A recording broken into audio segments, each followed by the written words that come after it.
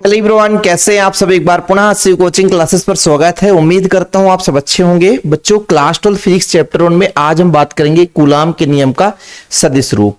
क्योंकि बच्चों, कूलाम का नियम हम आपको बहुत ही बारीकी से समझाए थे। इसके पहले आप लोगों ने वीडियो देखा होगा। इसके बाद परावैद्युतांक के बारे में और कूलाम के नियम का सदिश रूप।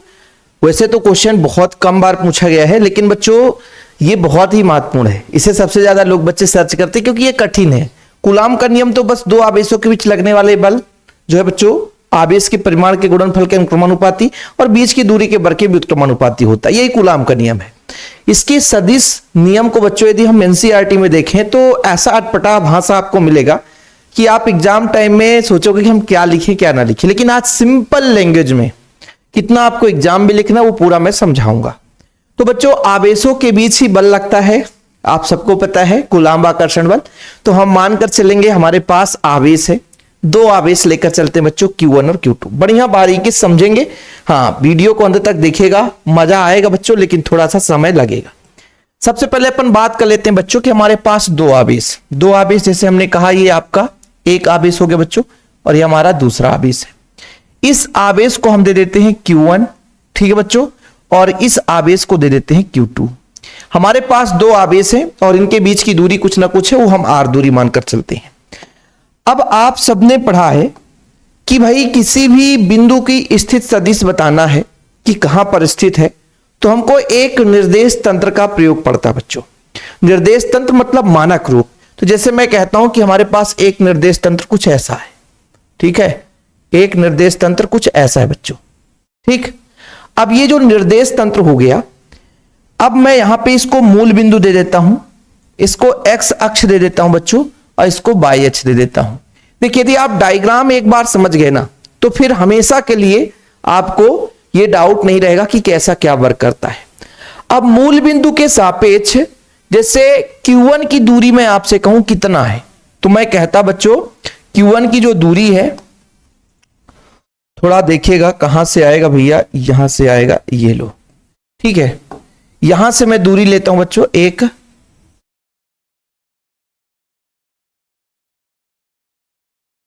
यहां से दूरी ये आपका हो जाएगा, ठीक, और एक यहां से, ठीक है बच्चों। इसकी दूरी जो है R1 ले लेता हूं, ठीक है, और इसकी जो दूरी R2, यानी एक प्रकार से O के सापेक्ष इसकी स्थित सदिश R1 वेक्टर हो जाएगा बच्चों, और O के सापेक्ष दूसरे आवेश की जो स्थित सदिश वो R2 हो जाएगी। इतना किसी को प्रॉब्लम हो तो बताओ। अभी हमने सिंपल वे में आपको समझाया है कि O से आवेश Q1 की स्थित सदिश, भाई एक निर्देश तंत्र हमने ले लिया, जिसके निर्देश तंत्र क्या है, कहीं भी किसी बिंदु का एक मानक रूप है कि हम मान के चलते हैं मूल बिंदु है और मूल बिंदु से इसकी दूरी ये आपका एक निर्देश तंत्र का रूप हो जाता है। दो आवेश स्थित है। डायग्राम भी बनाना पड़ेगा एग्जाम में, क्योंकि एक नंबर तो डायग्राम में ही लिखा रहता है, ध्यान रखिएगा आप लोग। यदि डायग्राम नहीं बनाएंगे तो फिर आपका एक नंबर कैंसिल। अब थोड़ा समझिएगा प्यारे बच्चों। अब यहां से मैं आपसे कह दूं कि Q1 के सापेक्ष Q2 की स्थित सदिश होगी और Q2 के सापेक्ष Q1 की भी स्थित सदिश होगी, ये सबको पता है। जैसे मैं आपको समझाता हूं कि यहां से लेकर चलता हूं, थोड़ा सा आप लोग समझिएगा प्यारे बच्चों कि यहां से इसके सापेक्ष इसकी स्थित सदिश होगी, कुछ ना कुछ होगी बच्चों, ठीक है सर। और भी एक इसके सापेक्ष यानी Q2 के सापेक्ष Q1 की भी स्थित सदिश होगी, कुछ ना कुछ तो होगी, ये क्लियर है, ठीक है, ये क्लियर है। तो मैं आपसे कह दूं कि Q1 के सापेक्ष Q2, ध्यान रखिएगा, Q1 के सापेक्ष Q2 यानी Q2 की स्थित सदिश, तो भाई R मैंने वेक्टर लिखा, R वेक्टर लिखा बच्चों 2 की 1 के सापेक्ष, ठीक है, ध्यान रखिएगा। Q2 की स्थित सदिश Q1 के सापेक्ष R2n हो गया। लेकिन जब मैं Q1 की बात करूंगा यानी वेक्टर R1 2 के सापेक्ष, ये इसकी स्थित सदिश हो गई। अभी पहले आपको एक मतलब तंत्र बनाकर, निर्देश तंत्र बनाकर हमने दो आवेश Q1 Q2 ले लिया बच्चों। मूल बिंदु O से Q1 की स्थित सदिश R1, मूल बिंदु O से Q2 की स्थित सदिश R2, अब यदि इन दोनों के सापेक्ष हम स्थित सदिश निकालें कि Q1 के सापेक्ष Q2 की स्थिति तो R21 और Q1 की स्थित सदिश बच्चों R12, 1 की स्थिति 2 के सापेक्ष, मतलब Q1 की स्थिति 2 के सापेक्ष कितना है तो R2, मतलब एक प्रकार से इनके बीच की दूरी इसके सापेक्ष कितनी दूरी पर है, Q1 जो है Q2 के सापेक्ष कितनी दूरी पर, या Q2 Q1 के सापेक्ष कितनी दूरी पर है। अच्छा, अब आप सबको पता है कि सर ये तो क्लियर हो गया कि इसकी स्थित सदिशीय, इसकी स्थित सदिशीय, इसका जो परिणाम निकालेंगे बच्चों, यानी परिमाण जो निकालेंगे तो वो आपके बीच की दूरी के बराबर होगा। समझ लीजिएगा थोड़ा सा। अब मैं यदि आपसे कह दूं कि इसका डायरेक्शन बताना है, दिशा बताना है, तो इसके लिए मुझे एक एकांक सदिश की जरूरत पड़ेगी। तो एकांक सदिश को व्यक्त करने के लिए अपन क्या प्रयोग कर सकते हैं, थोड़ा सा पतला करते हैं। एकांक सदिश, जैसे इसके लिए बच्चों मैं आपसे कह दूं कि Q1, भाई इसके Q2 के सापेक्ष Q1 की जो एकांक सदिश होगी वो क्या हो जाएगी बच्चों, डायरेक्शन बताएगा, वो आपका 1 की 2 के सापेक्ष ये कैप हो जाएगा। लेकिन बच्चों यदि मैं आपसे कह दूं नीचे की ओर, यानी 1 से 2 की ओर, तो इसकी स्थित सदिश क्या हो जाएगी बच्चों, 2 की 1 के सापेक्ष ये आपका कैप हो जाएगा। ये स्थित सदिश का बच्चों एकांक सदिश डायरेक्शन को बताता है। ये एकांक सदिश, ध्यान रखिएगा, एकांक सदिश जिसका मान इकाई होता है। अब कूलाम्ब का बल होता है दो आवेशों के बीच लगने वाला बल। अब मैं आपसे कह दूं कि जो Q1 है वो Q2 को बल देगा और Q2 जो आवेश है वो Q1 को बल देगा, लेकिन इनका डायरेक्शन क्या होगा, क्योंकि हम वही तो पढ़ रहे हैं कि सदिश रूप, कि बल तो लगा रहा है, लेकिन जब Q1 Q2 पर बल लगा रहा है तो बच्चों जो आपकी दिशा होगी Q1 से Q2 की ओर होगी, यानी 1 से 2 की ओर होगी। तो इसका जो बल का परिमाण है बच्चों, बल के लिए हम बात करते हैं, बल के लिए बात करते हैं कि जो इस पे बल लगेगा, इस पे जो बल लगेगा बच्चों, ठीक है, इस पे जो बल लगेगा, देखिएगा इस पे जो बल लगने वाला है, इस पे जो बल लगने वाला है बच्चों, इस पे जो बल लगेगा अपना कुछ इस प्रकार से, इधर बल लगेगा, इस डायरेक्शन पर बल लगेगा। किस पर बल लग रहा है, 2 पर बल लग रहा है, किसके कारण, 1 के कारण, और ये हमने वेक्टर लगा दिया। मतलब जब Q1 Q2 पर बल लगा रहा है तो बल का डायरेक्शन बच्चों Q1 से Q2 की ओर होगा, लेकिन वहीं पे जब Q2 Q1 पर बल लगाएगा तब इसका डायरेक्शन बच्चों अपना ऊपर की ओर हो जाएगा। ठीक है, ये लो, यहां पे जो बल लगने वाला है 1 पे लगने वाला है 2 के कारण, तो ये इसका डायरेक्शन हो गया और इसी आधार पर हम मानक रूप लिखते हो। इतना ही आपको डायग्राम बनाना है, इसके अलावा कुछ भी नहीं करना बच्चों। यही कूलाम्ब के नियम के सदिश रूप का डायग्राम है। थोड़ा सा टाइम तो लग गया भाई, क्योंकि मेन डायग्राम ही है। डायग्राम यदि आपसे बन गया बच्चों तो फिर लिखने में कोई दिक्कत नहीं होगी। चलिए शुरू करते हैं अपन गणितीय रूप। थोड़ा सा हमने सबसे पहले बोला बच्चों कि हमारे पास 2 आवेश है, तो यहां पर हम लिखते हैं माना, ठीक है, माना Q1 व Q2 2 आवेश हैं, 2 आवेश जिनके बीच की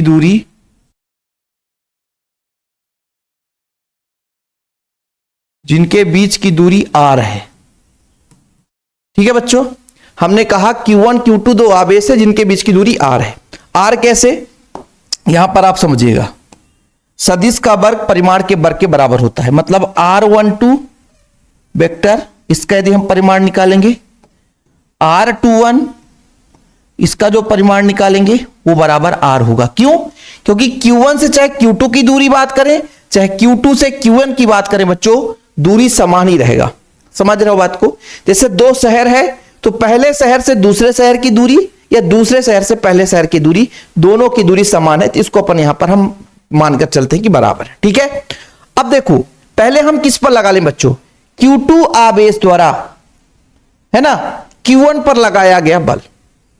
समझिएगा, मैं यहां पे लिखता हूं आवेश Q2 द्वारा, है ना, आवेश Q2 द्वारा, आवेश किसके द्वारा बच्चों, Q2 द्वारा Q1 पर लगाया गया बल, लगाया गया बल कितना होगा जरा बताइए बच्चों। थोड़ा सा इसको अपन करते हैं। लगाया गया बल कितना होगा?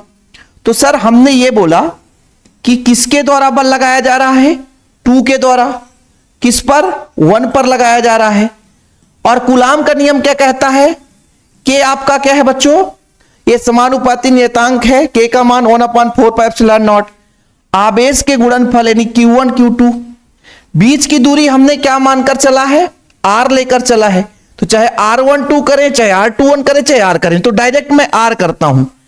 कुछ बुक में R12 R21 रहता है तो आपको परेशान नहीं होना, सीधा R² कर दो। लेकिन इसका डायरेक्शन बताना पड़ेगा कि बल का डायरेक्शन किधर है। तो बल का डायरेक्शन दिशा को बताने के लिए एकांक सदिश लगाना पड़ेगा। तो कहां बल लग रहा है बच्चों? कहां लग रहा है? 2 पर। किसके? 1 पर लग रहा है। 1 पर लग रहा है। किसके द्वारा? 2 के द्वारा। और हमने एकांक सदिश लगा दी और इसको हम समीकरण 1 दे देते हैं। क्या देते हैं बच्चों? समीकरण 1। इतना यदि किसी को प्रॉब्लम हो तो बताए। हमने कुछ भी नहीं किया है, अभी सिर्फ और सिर्फ कूलाम के नियम से लगाया है। जहां बच्चों R12 क्या है?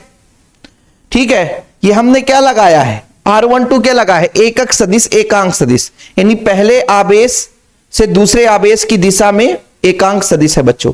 ठीक है, क्योंकि भाई ये क्या बताता है? ये क्या बताता है कि जो बल की दिशा है दूसरे से पहले की ओर लग रहा है।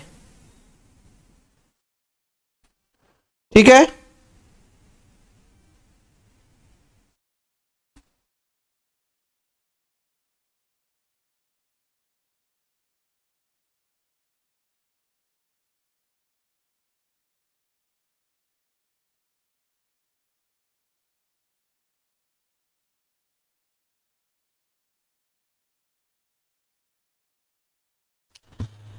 यहां तक किसी प्रॉब्लम बच्चों? चलिए आगे चलते हैं। थोड़ा सा 1 मिनट और हम आपसे समय लेते हैं क्योंकि भाई गड़बड़ ना होने पाए। ठीक, चलो, है ना। अब थोड़ा सा आगे बात करते हैं। बल की दिशा बताई गई है कि Q1 से Q2 की ओर लगाई गई बल है। अब यहां पर यदि आपको लिखना है, थोड़ा सा एक लाइन लिख सकते हैं। जहां आप लिख सकते हैं, जहां बच्चों, जहां ये R12 क्या बताता है? R12 क्या है बताता है कि दूसरे आवेश से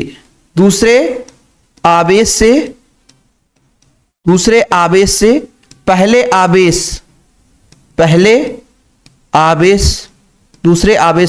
आवेश की एकांक सदिश है।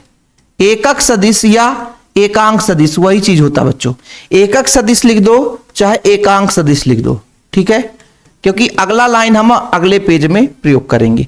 तो यहां आप समीकरण 1 दे दीजिए बच्चों, इतना आप लोग लिख देंगे। अब आगे बात करते हैं। यह पहला जो स्टेप था कि भाई दूसरे के द्वारा पहले पर जो बल लगा, अब हम निकालेंगे पहले आवेश के कारण जो दूसरे पर बल लग रहा है। तो यहां पर लिखेंगे प्यारे बच्चों कि पहले आवेश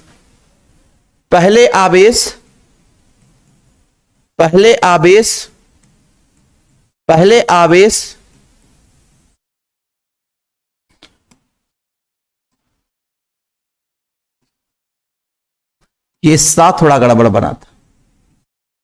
पहले आवेश Q1 द्वारा Q2 पर क्या लगाया गया बल लगाया गया बल कितना होगा प्यारे बच्चों? लगाया गया बल कितना होगा? यहां पर देखिएगा, किस पर लग रहा है? दूसरे पर लग रहा है। किसके द्वारा? पहले के द्वारा। ठीक है, ये के रहेगा बच्चों, Q1 Q2 रहेगा और नीचे R²।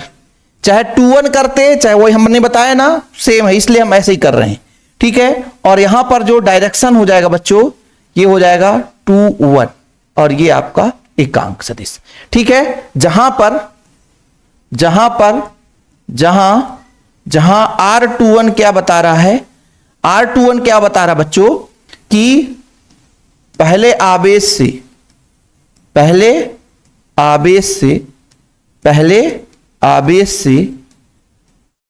दूसरे आवेश की एकांक सदिश है। क्या है प्यारे बच्चों? एकांक सदिश है। ठीक है, ठीक, यहां तक किसी प्रॉब्लम तो बताओ। हाँ भाई, यहां तक कोई प्रॉब्लम?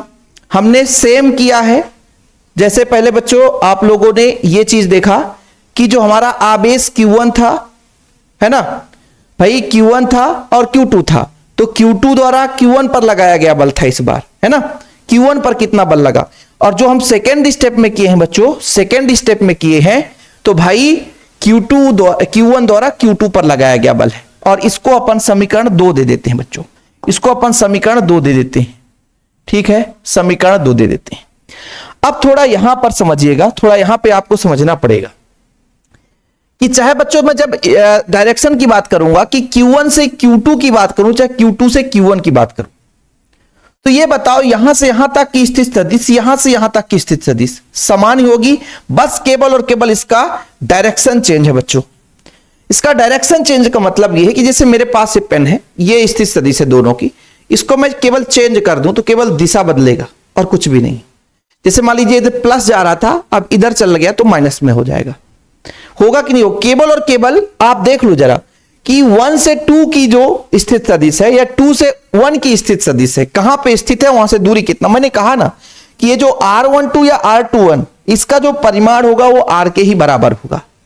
तो मैं यदि आपसे कह दूं कि यहां से इसकी यानी Q1 से Q2 की स्थित सदिश या Q2 से Q1 की स्थित सदिश समान है, लेकिन केवल और केवल डायरेक्शन क्या है, चेंज है।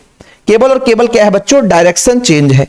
तो आप यहां पर आप थोड़ा सा समझिएगा कि चूंकि बच्चों यदि मैं आपसे कहता कि ये जो R21 है, ठीक है, 12 है, या प्यारे बच्चों R21 है, इनका जो केवल और केवल एकक सदिश है, इनका सदिश भी है, चाहे हम परिमाण की बात करें समान, केवल और केवल यदि हम दिशा की बात करें वो चेंजेस है। तो जब दिशा चेंजेस है तो एक दूसरे के अपोजिट है, तो यहां पर हम चिन्ह बदल सकते हैं बच्चों। चिन्ह कैसे बदल दें कि एक में हम माइनस लगा दें, एक में हम माइनस लगा दें, मतलब R12 बराबर R21, या माइनस में लगाने के पहले आप ऐसा भी लिख सकते हो कि R21 एकांक सदिश माइनस R12। ऐसा क्यों कर रहे हैं, देखना बच्चों कि यहां से यहां तक की दूरी, यहां से यहां तक की दूरी सेम है, इसकी सदिश भी सेम है, इसके सापेक्ष Q1 की, Q1 के सापेक्ष Q2 की। ये R12 R21 सेम है, मतलब मैं दोनों के बीच की सापेक्ष, मैं O के सापेक्ष बात नहीं कर रहा हूं। O के सापेक्ष R1 है, R2, इनकी सदिश स्थित सदिश अलग अलग है ना भाई। ये R1 R2 है, लेकिन Q1 के सापेक्ष Q2 की और Q2 के सापेक्ष Q1 की स्थित सदिश समान है, केवल केवल डायरेक्शन चेंज है। तो डायरेक्शन से चेंज है, इसलिए इसके डायरेक्शन को बताने के लिए हम कह सकते हैं कि R21 और R12 एक दूसरे के अपोजिट हैं डायरेक्शन में, और ये चिन्ह विपरीत हो जाएंगे बच्चों क्योंकि डायरेक्शन चेंज है। तो यहां पर आप भी मान सकते हो कि R12 बराबर माइनस R21। ठीक है, तो जरा ध्यान देना प्यारे बच्चों, समीकरण आप 2 से ही ले लो, समीकरण 2 से देखिएगा प्यारे बच्चों, F21 रहने दीजिए, है ना, K भी रहने दीजिए, Q1 Q2 रहने दीजिए, डिवाइड बाय R स्क्वायर रहने दीजिए। R21 की जगह R12 लिख सकते हैं, क्या लिख सकते हैं, R12, लेकिन चिन्ह बदल जाएगा, केवल चिन्ह बदल जाएगा बच्चों। अब जरा ध्यान देना, इसको आप समीकरण 3 दे दो। समीकरण 3 में ये जो आप यहां पे ये रूप देखोगे बच्चों, थोड़ा समझिएगा, यहां पे जो ये वैल्यू है, ये जो वैल्यू है वो समीकरण 1 से मिलेगा, वो समीकरण 1 से मिलेगा, समीकरण 1 से मिलेगा। समीकरण 1 से क्या मिलेगा कि ये जो आपका बच्चों ये जो मान है वो F12 के बराबर है। ये चिन्ह के कारण यहां पर चिन्ह लगा दिए। बोले सर कैसे, तो जरा देखो समीकरण 1 में देखो K Q1 Q2 R square 12 है ना, 12 था ना बच्चों, तो यहां पर भी देखो 12, ये पूरा का पूरा 12 के बराबर है।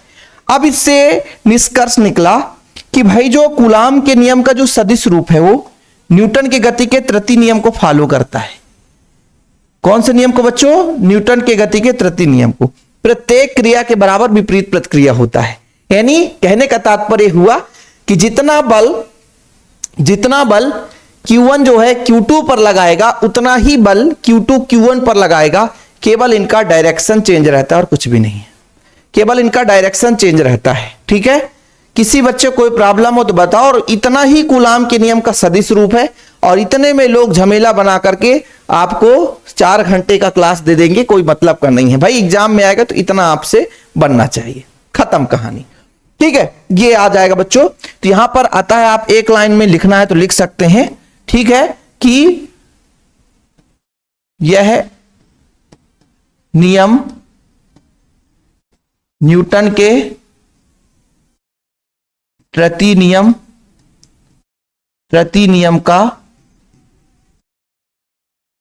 का क्या करता है बच्चों? पालन करता है। ठीक है, नोट डाउन कर लेना जिन बच्चों को लिखना है तो। और इसके अलावा आपको कुछ भी नहीं लिखना है, इसके अलावा आपको कुछ भी नहीं लिखना है, इतना लिख देंगे तो काफी है बच्चों, है ना। और अतः नीचे लिखना होगा, लिख सकते हैं कि इससे स्पष्ट होता है कि पहले आवेश द्वारा दूसरे आवेश पर लगाया गया बल, है ना, परिमाण में दूसरे आवेश द्वारा पहले आवेश पर लगाए गए बल के बराबर होगा, केवल इनका दिशा विपरीत होगा। समझ में आया बच्चों कि पहले आवेश द्वारा दूसरे आवेश पर लगाया गया बल परिमाण में दूसरे आवेश द्वारा पहले आवेश पर लगाए गए बल के बराबर होगा, केवल इनका दिशा चेंज रहता है। बस यही कूलाम के नियम का सदिश रूप है और इससे ज्यादा कुछ भी नहीं करना है। कोई यदि एक्स्ट्रा कर रहा है तो नंबर उतना ही मिलेगा जितना हम आपको करा रहे हैं। ठीक है, ठीक है बच्चों, ये पूरा डायरेक्शन पूरा आपको क्लियर हो गया होगा। और हाँ, चैनल पे पहली बार आए हैं, चैनल को सब्सक्राइब कर लेना। और यदि किसी बच्चे ने नोट्स नहीं लिया प्रॉपर, मात्र 100 रुपए चार्ज रखता हूं। कॉन्टैक्ट नंबर है 9685292949, 9685299149 मेरा पर्सनल नंबर है बच्चों। आप लोग नोट्स लें, प्रॉपर तैयारी करें, पूरा लिखना रहता है। कॉपी पेन में क्या होता था कि बस लिख के लाओ, समझाना रहता है, लेकिन यहां पे और अच्छे तरीके से समझ में आता होगा थोड़ा सा, है ना। बाकी आपको कहां पे डाउट लग रहा बताइएगा, क्योंकि जब हम रिवीजन क्लास लाएंगे बच्चों तो उसमें भी अपन कवर करेंगे, है ना, कि कहीं पे आपको डाउट ना रह जाए। ओके, ठीक है बच्चों, जय हिंद, वंदे मातरम।